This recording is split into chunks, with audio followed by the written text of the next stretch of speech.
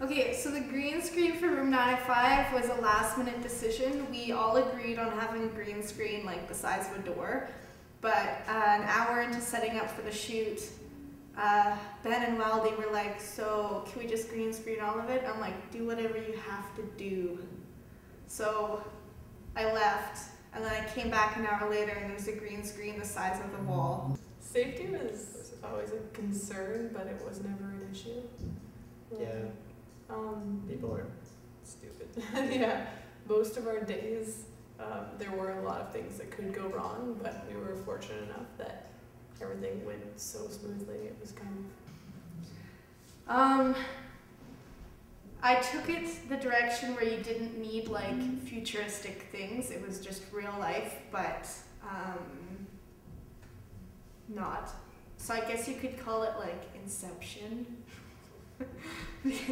That's the most recent example of that. Otherwise, one of my favorite movies is The Fountain, or even Vanilla Sky, and that's about going into different worlds, and it's quite realistic. So I just took those ideas and then I converted into Room 905. So it actually came about really easy. It was just making the switch from futuristic to realism. Costumes were awesome. I basically said, yo, there's a forest scene and it has to be enchanted. What do you think? What do you want to do? And they're like, what do you mean? And I'm like, do whatever you want. So it was really cool because they like, it was all their own design. So for me it was so easy because I was just like, I threw them the script and I was like, make it awesome. How difficult was it to create costumes? I guess I wouldn't say it wasn't difficult. It was quite challenging in terms of the amount of work that we had to put in to actually create it and make it work for the scenes. And in such a short time frame too. That was the hardest bit. Yeah, I think that was the big killer. Just having just 1 week to get all those costumes ready. And I guess the most challenging was the stage because there were so many extras and the costumes were really intricate. And there were period pieces, which just makes it that much harder, and the masks, that took a while. Yeah.